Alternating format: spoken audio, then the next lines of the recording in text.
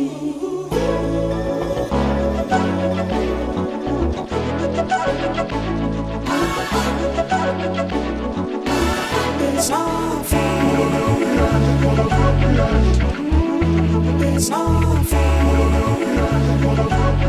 evening, everybody.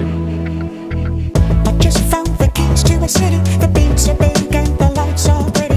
So why can't we go to the busy where the dreams are in the sky? You got me high, you got me high. And that was There You Are by Pogo. And yes, here we are. Welcome to Lost Mannerisms. I'm your host, Forrest. And I'm Alfred. You're showing up consistently now. I have, twice in a row. But you're not going to be here the next one. Yeah, not if we don't film it very quickly. Well, you could always make the trip back. Maybe. Stranger things have happened. Yeah. Today we're doing a new thing. Actually, we're doing two new things. Yeah? We got this fancy chrome thing, this snowball. Well, it's blue, actually. It's blue. The brand is blue.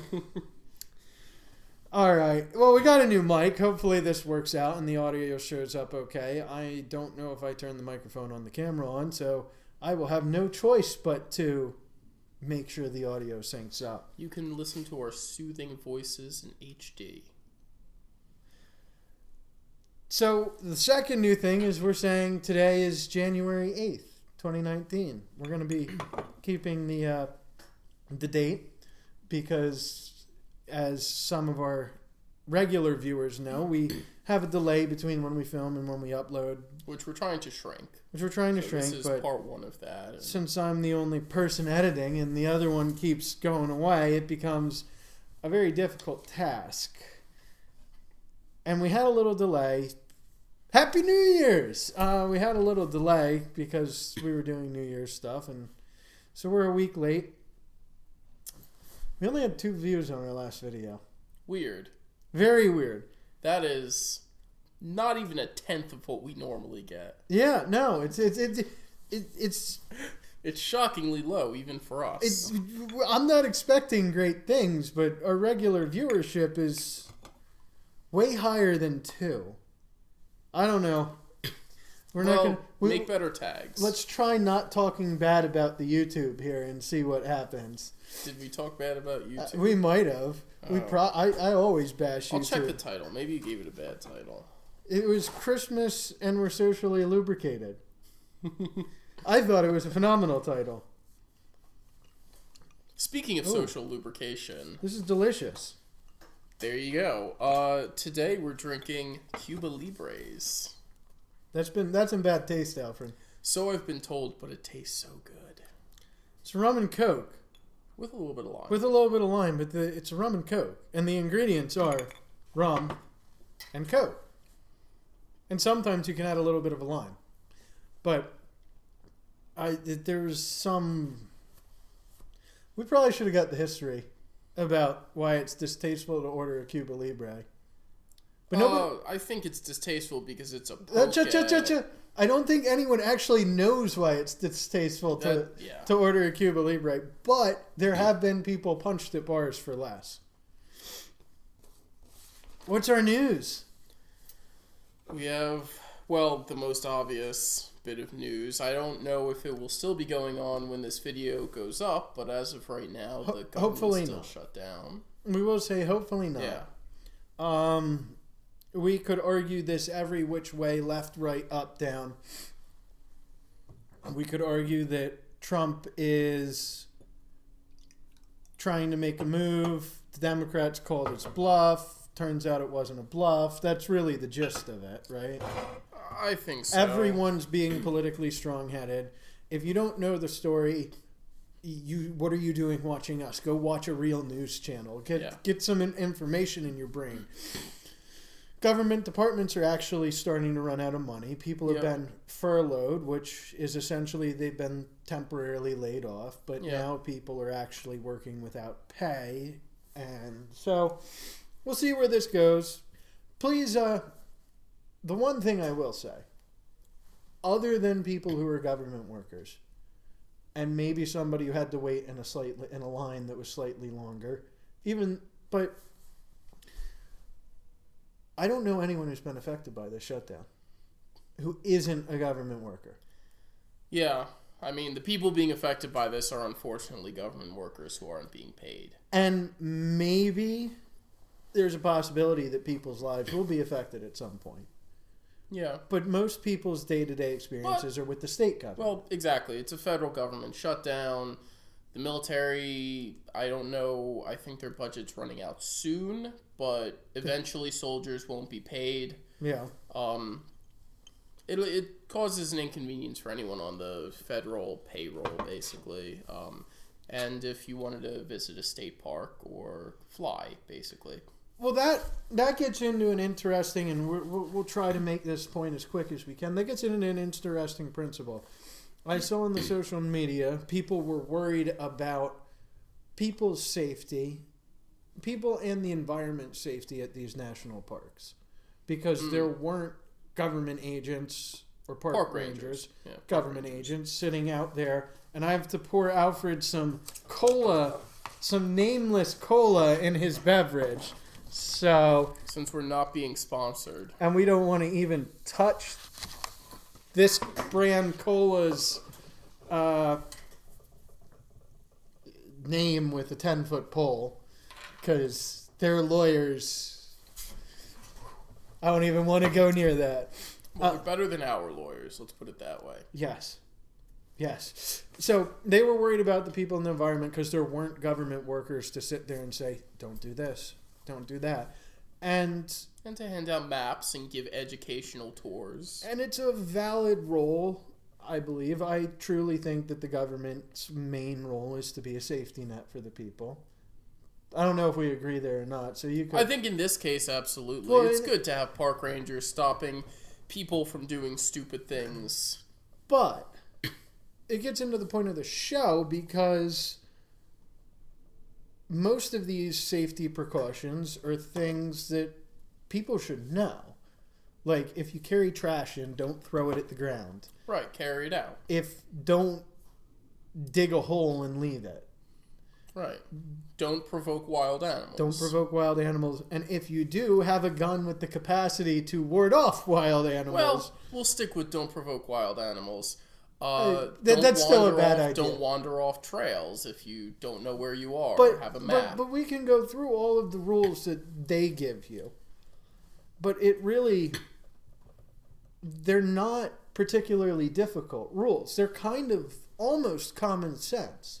Not to insult anyone watching this, but they're things that people should know, at least know the basics of. Right, especially if you did a basic Google search beforehand. But there are a lot of mannerisms that have been forgotten, tucked in the back of the closet, and lost in modern society, which is what we strive to create with this show. We strive to give some of the people, if not the skills, the interest in the skills to learn them for themselves. Yeah. But let us know if you've been affected by this government shutdown in the comments. Share with your friends so they can let us know and get us more than 2 viewers. Yeah. What else do we got? Well, recently another news article has come out about the Chinese military. This is going to be an ongoing theme. The Chinese are getting uppity in the China Sea especially. And it's almost like tariffs might have angered them. Yeah. But at this point, they have a new railgun on one of their ships. Like the one they had in Transformers? The good one? I think so. Anyway, for those of you that don't know, railguns are fancy science fiction tech. It's basically a big electric cannon that fires... it's a giant magnet. It's a giant magnet, electromagnet really, that fires a big piece of metal really, really fast. Really, really fast. So you don't need explosives or anything like that, and it goes really far and really fast. The only reason we moved away from such large caliber, I guess there were 2. We moved away from such large caliber naval weapons because there's something to be said for a 16-inch shell, the size of a large cooler hitting something. Going several miles away. But the magazines were so risky because it's black powder, and someone smoking a cigarette lights that stuff on fire, the whole ship goes down. You don't have that problem with a railgun. No, they have their own problems, but they do have their own problems. Really, there are two main problems. One's electric capacity. Obviously, you need a big amount of electricity, and the other is that they tend not to last long because of the friction and the electricity. And the U.S. Navy is working on them now. And we aren't supposed to know about that. We're not supposed to talk about that, but they've been lagging behind a little bit. China has recently fielded this. Some people are really worked up about it. More than likely, this is China's usual posturing, and even if they do have a functional railgun, it's likely has the same problems that the U.S. railguns face, which is basically that they can only be fired 10 times before the barrel wears out. Oh, well, that's about useless. It is just about useless. I mean, it's useful for a couple shots. Right, and I think probably until there's a major development in material technology, railguns are never going to be primary battlefield weapons. But they do look cool, and the Chinese are on the right track with them, I think. All right. We've already spent too much time on the news, but I want to touch on one thing. Because, unfortunately, most news agencies are not really talking about this. I asked Alfred about it, and he was like, the who's? Well, I knew about it the first time around. Well, yeah. Well, apparently, so there's something going on in France, and it's called the Yellow Vest protest. And what it is people are revolting against the government. And the French government requires that people carry yellow safety vests in their car. So it's a little silly. Probably a decent safety idea, but a lot of people think it's silly, so they're using that as a symbol for the protest. Which I think we talked about this very briefly in the last episode and explained the premise. Yeah. So they're fighting over. If you're curious about it, go back and watch the last episode. Yeah. Where we go into a little bit more detail, and we'll give the quick. They're fighting about tax. They're fighting about a whole bunch of things. A whole bunch of social issues. And it's weird when you look at it, because if any news agency is touching on it, they're like, well, they're angry at the people making more money, so it becomes a left-wing protest. But all the people reporting it on the right are like, well, they're angry about taxes, so it becomes a right-wing protest. But it really seems, from what I see on it, it leans right, but it's not hard right. It's like pretty centrist. But they're mostly worried about the conditions of the working class, which is why these protests are only really happening on the weekends. Yeah.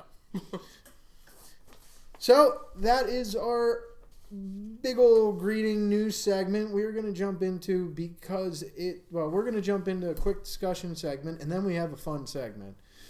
Catch us after the break. Watch this.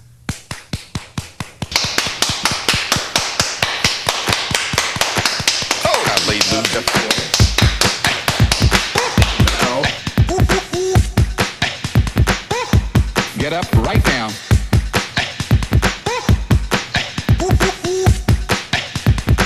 So, you guys may have been wondering why our shows have gotten longer, and Anthony and I actually touched on that, I believe.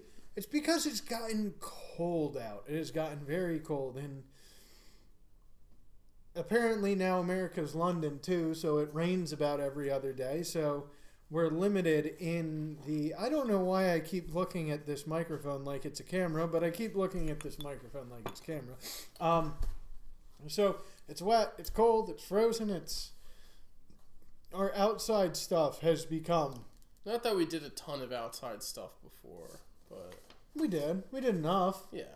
And we have so many more planned. You don't... Well, apparently you don't even remember the tent. I remember the tent. I was there. I watched the tent episode. One of the few I watched. Whoa. So, we have, in these cold months, we have a discussion segment we'd like to mention. And we still have a segment set up for today.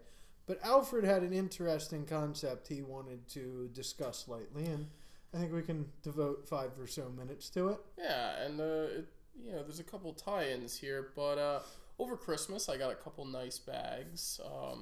Bags. Orvis. What kind of bags? Orvis bags, like a duffel bag and a matching set backpack, like canvas, wax canvas. Nice. Yeah, they're fancy. They've got leather and canvas, and they're very nice and color coordinated. And it got me thinking that they weren't cheap. Anyone who's ever shopped at Orvis knows, and same thing with like I remember LL the LL Bean's okay. It depends LL on Bean's you go. a little mid, but I remember when that I once in a while flip through the Orvis catalog, and they always have an original restored Land Rover for sale, always. And I never know because they want like 80, 90 grand for it. So I never know if it's the same Land Rover every year and they just haven't sold it because. I mean, that price is astronomical, or if they go out and find a restored Land Rover every year. We're going to tag them in this, so maybe they'll watch the episode. Maybe they'll sponsor us. And answer our questions. Yeah. But anyway, the point of all this was it got me thinking about the difference between buying good quality products at a higher price versus buying the cheap stuff that wears out. And we were talking about this earlier, but I really think that whole buy once, cry once is really integral to being a man, because there's a lot of things that... Except the crying. Yeah. Men don't cry, they drink more whiskey. So maybe that doesn't really rhyme. No, it doesn't sound good. But I think that's really relevant for a lot of stuff today, because there's a lot of things we buy nowadays that we either buy a new one every year, or it's cheap and it's plastic and it falls apart. So there's something to be said for searching out good quality products and buying them. And that's kind of one of the points of our manly product review. Although we haven't really been doing that many pricey products. No, but the whole thought behind that is we live in the wonderful system that is the free capitalist market. Yeah. Mostly free capitalist market. And there are a lot of options for the products you can buy. There's a lot of good options. There's a lot of... And we're saving our one curse word for later, by the way, so censor yourself. Okay. There's a lot of garbage products. I mean, we'll probably pull a garbage product on the show here or there just to... make fun of it, but we like to give you the things that we've tried that we've noticed are good, and not just because we want sponsors. It's because we do, but we believe in the free market and all the capacities it has, and one of those capacities is in this marvel of the free market, the technological internet era, is the ability to be well informed when you go to purchase something. Yeah. And it becomes an interesting problem because there's products that are definitely cheap enough that you can afford to buy it by the time the other product would have worn out. So if something's a third of the cost and it lasts a year, whereas something the full cost lasts 2 years, there is a... That's true, but I think the things to never skimp out on are shoes. Shoes are... good quality shoes make the difference. That's why we had the rugged reviewer mention the Thorogood boots, because they're minutely more money. And so far, I've been wearing them for a while. So far, they've been very good. Well, and hopefully a lot of the people who pay attention here work in a way that footwear is an important part of what you do. Well, footwear is always important no matter where you work. But if you're just sitting on the desk, well, you still got to look good. You don't want to look good, but it's not as important to be. You're not on your feet 10 That's hours true. a day. Comfort isn't the same. So you have durability. You have to balance the durability and the comfort, because there are cheap. I know somebody who. Well, every once in a while, some cheap stuff is fantastic. Yeah. But I think, in general, don't be a brand snob, but I know someone who used to buy... quality is almost always worth it. I know someone who used to buy cheap boots that had a 2-year warranty on them, or 1 year, something like that. They were very cheap. They bought them from a company that began with a T, and it's a very farm-oriented company, and we can't mention their name. and we can't mention the brand either, but they had a 1-year warranty, and the guy was a dairy farmer. And cow manure is very harsh on shoes. So he'd buy cheap shoes that would be comfortable for 8 months, last 9 months, and you just swap them out. So there's arguments for cheap There's stuff. ways to do it. And you're right, there's a time and place for cheap, expendable things. Yeah. But good dress shoes, a good jacket, a good bag. Yeah. I think it's good. You know, you have one. You Cars. have your cheap jacket, good car. Houses. There's definitely enough things in the world that exist that you should buy some. You should spend the extra 25-30% and buy something nice. Yeah. All right. On that, we are now going to go to our secret underground bunker, which I have upfitted with the highest production quality decorations. Ooh. And So secret, I don't even know about it. so secret, he doesn't know about it, but we are going to get into explaining what to do if you have a burst pipe in your house. Let's get to it.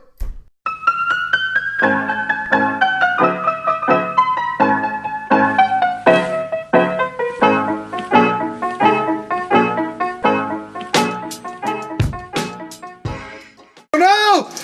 My pipe's leaking! Here we are with some with our fantastic production value. We have simulated a broken pipe and lost about half the water on the other side of the pipe. But if you have a burst pipe in your house, you're going to have a lot more water. And First, why might there be a burst pipe? well, as it's winter, water freezes when it gets cold. Maybe your heat's down and you're away. Maybe there isn't any insulation on the wall and it's exposed to the elements. But when water freezes, or it heats up for that matter, it expands. And it expands at a rate that's enough to burst a pipe. Even copper, but especially PVC. So whatever pipe is in your house, we have a piece of copper, which if your house was made somewhere before the last 20 years, but in the last 100 years, you're probably going to have copper piping in your house. Even modern houses have copper, but a lot of that's been replaced with PEX anymore. Don't use these methods on anything but copper, please. If you use the methods we're going to use here on PEX or PVC, you're going to have a bad time. If you use it on black iron or cast, it's not going to work. Forrest, will these methods work on my leaky pipe? They might work on your leaky pipe. I'll have to try later. They would work on anybody's leaky pipe. But, as always, we're not responsible for any damage you cause because there is fire involved. And we do, in fact, recommend calling a plumber.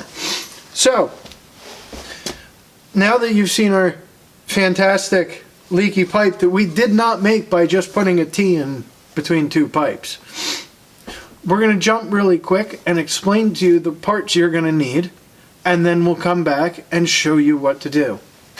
Let's just sit here for a brief second and discuss some of the things that you are going to need in order to fix a pipe in your house. So, the first thing you're going to need is a piece of emery cloth. And by the way, these are all equally important. Do not slack on any of them. The emery cloth is so you can clean the outside of the pipe when you go to solder it back together. The next thing, to keep with the same thread, same theme, there's no threads involved here, is a wire brush which has junk in it.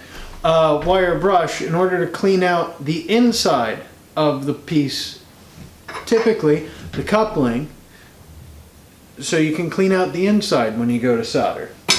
Since this is in my hand, you're going to also need 2 couplings, and depending on what you need, on what your house is like, if you have play in the pipe, you can get away with 2 regular couplings. But if you don't have any play in the pipe, you are going to have to spend the extra, I think it's like 25 cents to get a coupling that doesn't have a little nipple is probably the best way to call it, but there's pipe nipplings too, so there's pipe nipples, so maybe we don't. But it's just a little bump inside the pipe. Slip coupling, you can slide over a length of pipe, so a normal coupling with the bump will go into the pipe to a certain extent and then stop. And it'll never go beyond that point unless you get a slight adjustment tool like a 5-pound sledgehammer. But a slip coupling will slide all the way down the piece of pipe as far as you want it to go until it hits an object. You might want one, if you can't move your pipe and you want the correct size piece of pipe for your repair, you are going to want a slip coupling. Next thing you're probably going to want would be a torch. And you might maybe want to get this. A lot of people I know like these little MAP gas propane torches with the bottle on it so you can carry it around conveniently.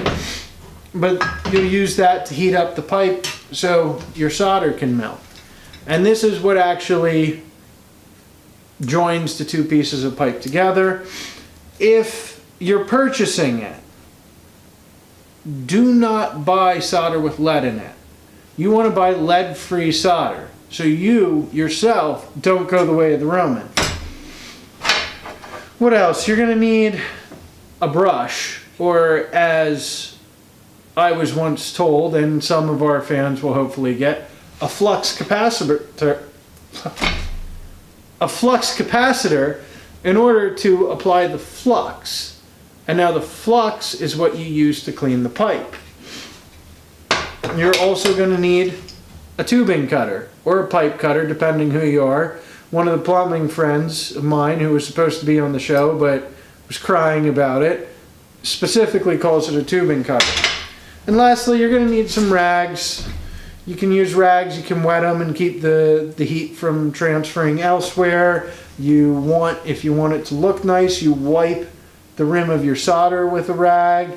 And you can also throw it on the ground so solder doesn't drip and light something else on fire. Something you have to be careful of with the torch. All right, here we are. Now, I'm gonna reach under, my set is falling apart. Please pay no attention to the man behind the curtain. I'm gonna reach under this magical blanket and pull out the first tool that we didn't mention it first, but it's gonna be the first tool we need. And this is the tubing cutter. And what you're gonna do is you are gonna cut out the piece where it's leaking, and how you work this is you spin it around the pipe and you tighten this wonderful invention of modern technology called the thread. Forrest, what happens if your pipes are still running? Well, you're going to get wet.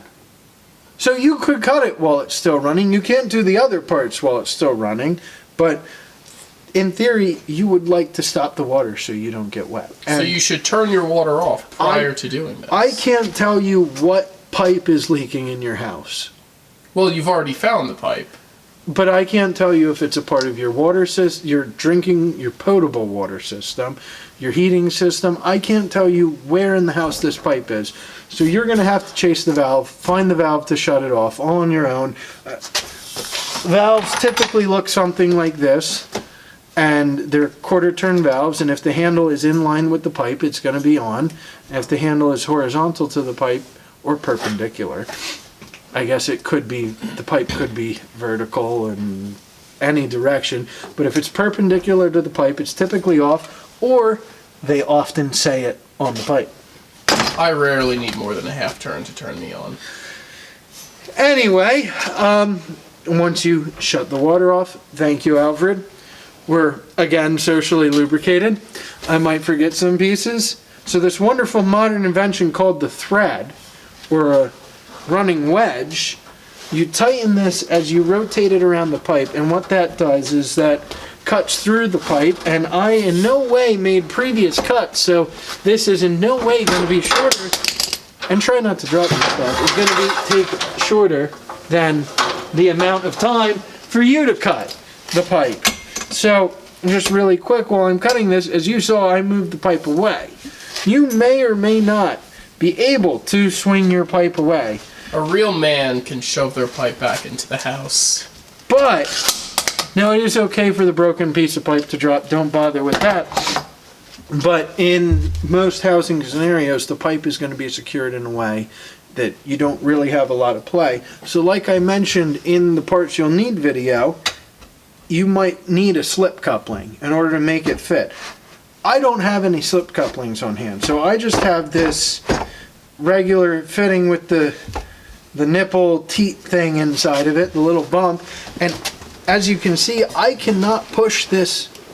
My set is really falling apart now. I cannot push this. Uh-oh, there's pipe hitting my back. This is not going to be a good time. There's things falling, but I cannot push this any further down. So, if you're using, and I'm going to try to nonchalantly fix my set while I'm doing this. If you're using the piece with the bump, what you're gonna want to do is you're gonna want to reach under the magical blanket and pull out your. Oh, that one's too big. You're gonna want to pull out your. That one's too small. You're gonna want to pull out your wire cleaners, and you're gonna stick it inside of your coupling and twist it. Fantastic productional value. And stick it inside of your coupling and twist it the same direction. So I'm going clockwise just because that's what I do. You could go counterclockwise as long as when you stick it in, you're going the same direction. And you want to really shine up the inside of this pipe, this coupling. Then what you're going to want to do is you're going to want to reach in under your magical blanket and pull out your emery cloth. And you are going to sand the outside of the pipe down till it's really nice and shiny. And you want to go at least the depth of the coupling. Forrest, how do you get so good at polishing pipes? A lot of practice. So then, we're going to, now that you know how to clean the pipe, we're going to go cut the pipe, a piece of pipe, the correct length to fit the gap of our burst pipe. Now that I have my pipe at the correct length and I've already soldered one of the couplings onto here, I'm going to reach under the magical blanket and pull out the flux and the flux capacitor. What you're going to do is you are going to really just put this paste all over both. I personally like to do the outside of the pipe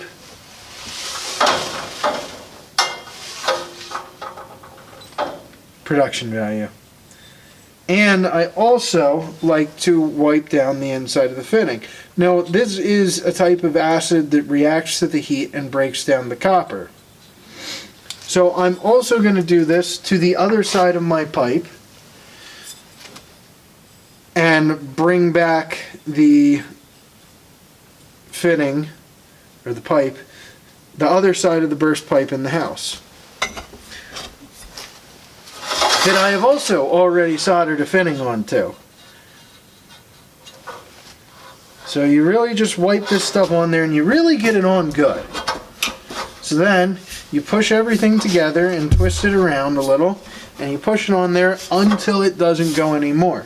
If you have a slip coupling, what you're going to want to do is slide it down a little extra.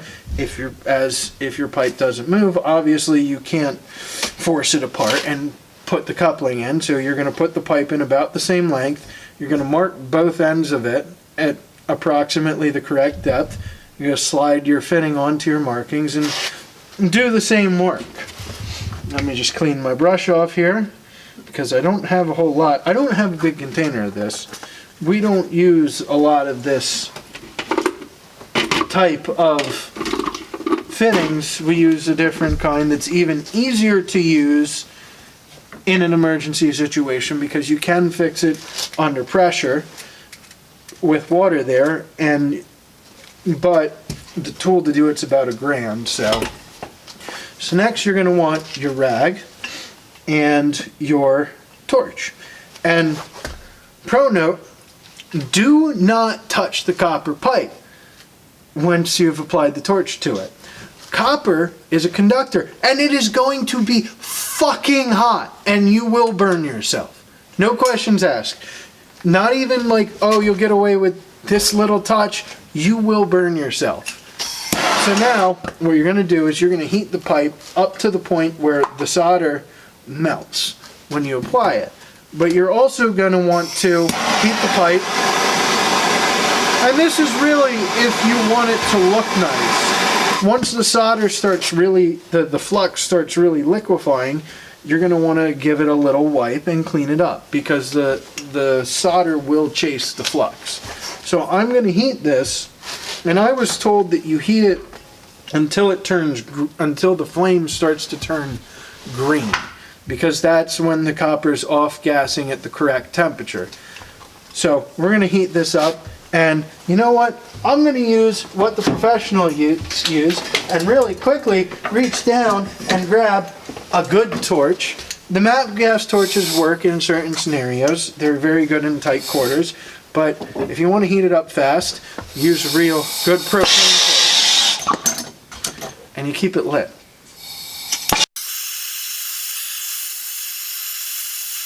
Now, as you notice, I'm heating both the coupling and the pipe, and I waited until it turned green, and then what you do is you just tuck this solder in and you roll it around the pipe and you make a complete circle around it. Some people will say there's different ways to do it, but I'm going to say that's a good way to, if you're trying to do an emergency fix as a homeowner, to keep it nice. I'm not trying to give you directions to be a real plumber, just to keep water from destroying your house. And while it's still hot, you want to wipe this rag around the lead just to make it look nice and keep a good 2 or so layers so you don't burn yourself. And you just want to make the fitting look nice. And just so you can see it one more time, just in case, we're going to do the other fitting as well. We'll do one with the regular cheap MAP gas torch. Because it's a little less loud, and hopefully you can hear me over this, but a big part of soldering is try not to burn yourself, please. It's not like touching a hot pot burn, because these torches are working with direct flame, and the copper really does retain all of the heat. But you do, while you're heating it, want to make sure you heat every part, and you kind of want to work around it a little bit if you have the room. Of course, if there's wood on one side, you're only going to be able to hit one side. You might want to put something as a preventative measure to keep from torching the wood and lighting it on fire. Wet rags work fairly well.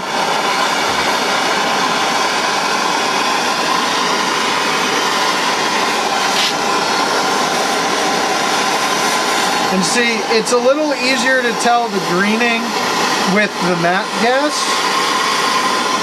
because the flame really looks green, and I think that torch is set up for brazing, which is done at a much higher temperature.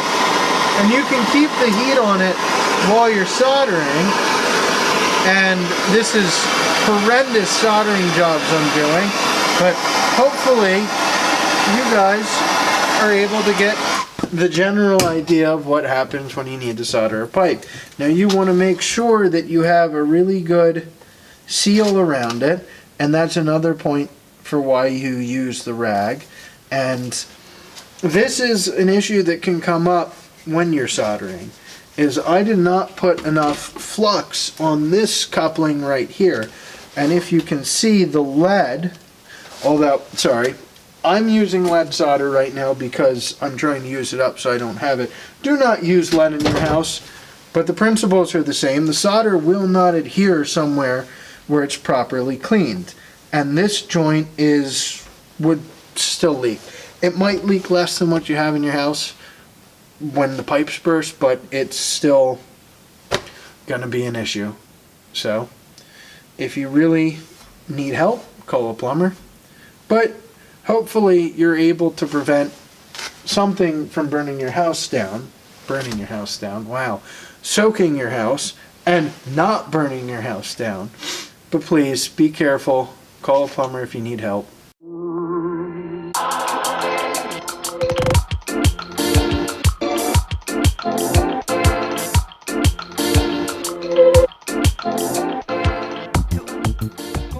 Alfred, do you feel more informed about fixing a pipe?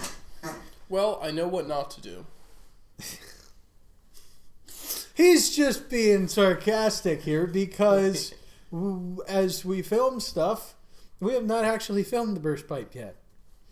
Spoiler alert, we don't necessarily film in chronological order. Anyway, we're going to get, since we talked about, before the burst pipe, we talked about our product reviews. Yeah. And we talked about things we wanted to consider and keep important. And you may have been wondering why we have, could I have that glass device? Why we have a decanter that says men. And clearly the N is not what came on the bottle because it's in black Sharpie. I purchased something from my dad, for my dad, from Mancrates. And I've gotten a present from Mancrates before. And what is Mancrates, Forrest? Well, I was going to get to that. It is a phenomenal gift idea to give to a man who doesn't do physical activity every day. Because there is something about being a man that you want to jump in there and do something with your hands. It's manly nature. I do something with my hands almost every day. Well, you do something with one hand. I'm going to break the third wall for a second, and can I ask our... Fourth wall, fourth wall, whatever. Ask our audience to really quick check and see that this is recording. Yeah? Okay. All right. We film in front of a live studio audience every week. That's why there's that big applause light. Anyway, so Mancrates is a gift idea, and it comes in this...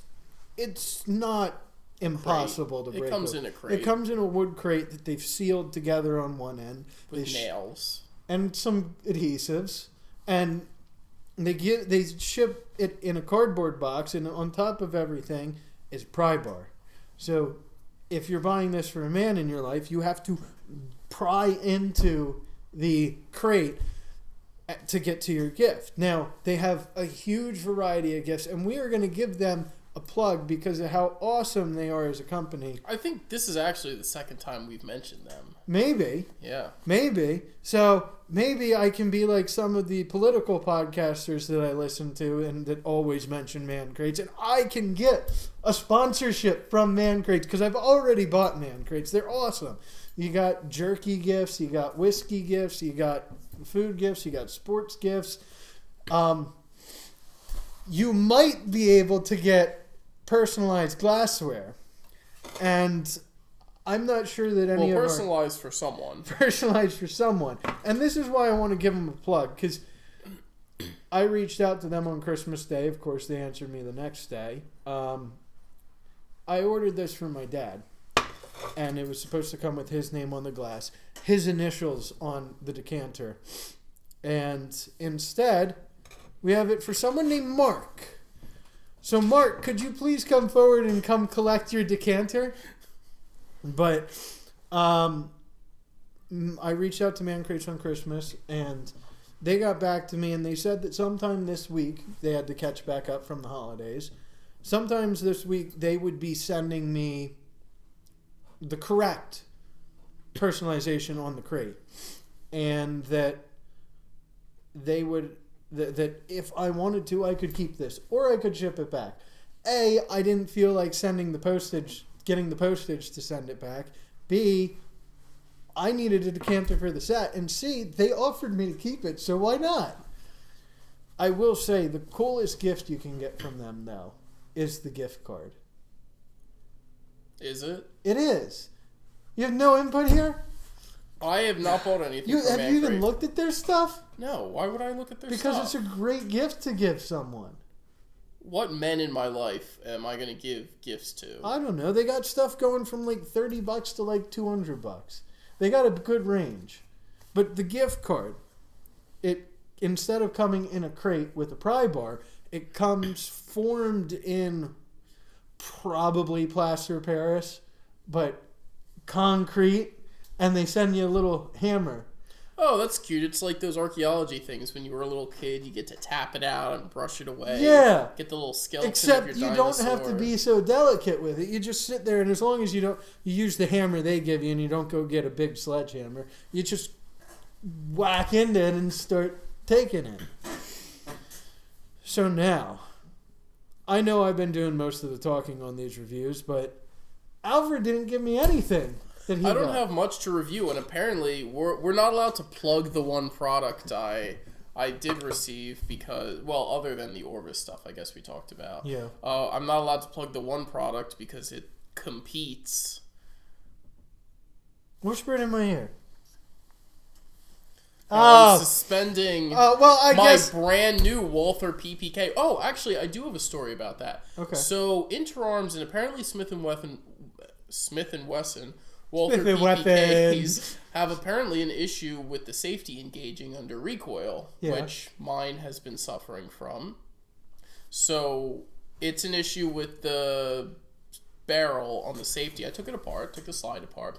Turns out it's an issue with the safety barrel maybe not being hard enough and a little groove forming. It pops out under recoil. Does it hurt the performance of the gun, like projecting a bullet out upon? No, it's annoying because every 10 rounds you'll get the safety flicked back on under recoil. Oh, on. Oh. Yeah, so it'll turn the safety on. And you'll go to pull the trigger and it'll go, why'd my gun just decock? Can you just can you just pull the safety off and use the safety between your ears? Unfortunately, no, because it retains the firing pin. Oh.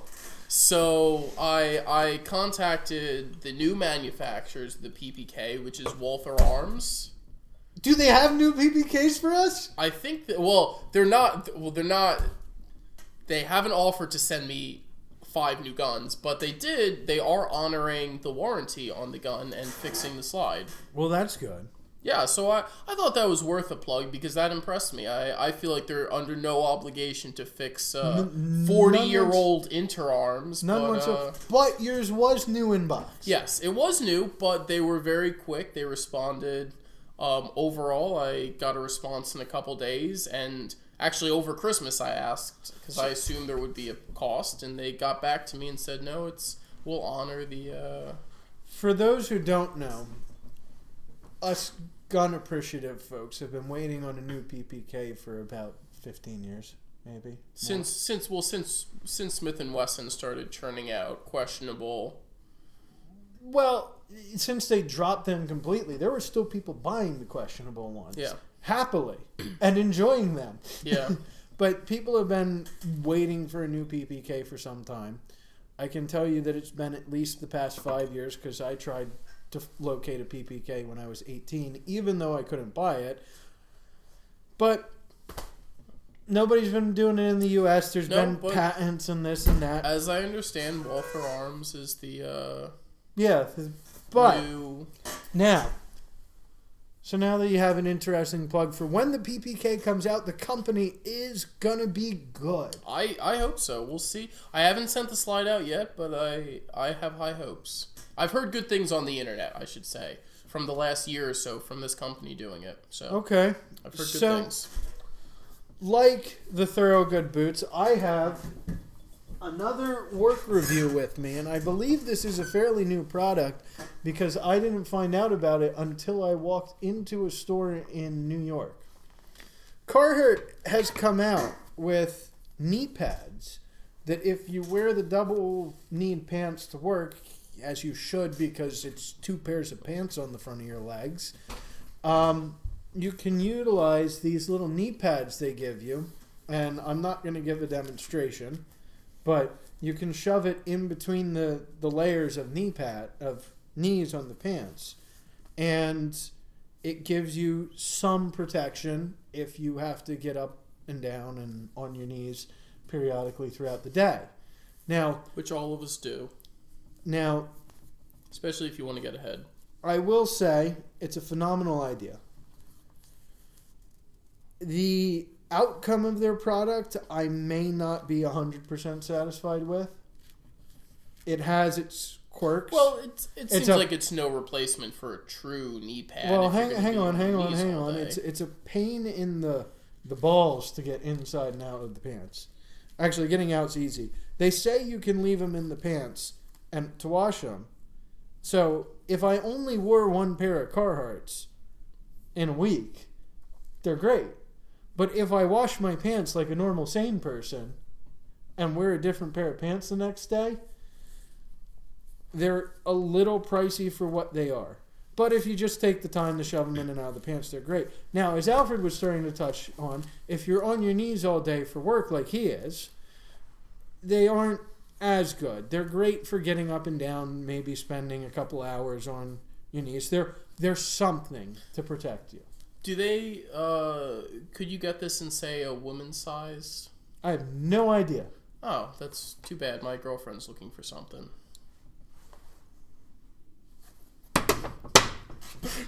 I would presume so, because they say men specifically on the back.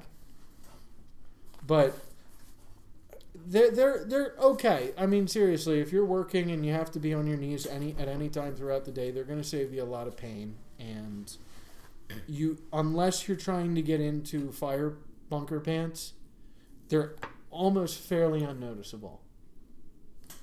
That's good to know. And I only found that out the other day because my bunker pants were a size too small. So, on that landmine of a revelation that I am a volunteer firefighter, I could go with the landmine of a revelation that, and we need to think of a different word, but it can't be bombshell. But on that landmine, I might be running for New Jersey Assembly this year. I may vote for you. Oh, thanks. I give no promises. But I'm looking for kickbacks. I'm not going to lie. There are no kickbacks, but Merca. But if we do this, the context of the show might have to focus on the state a little bit more.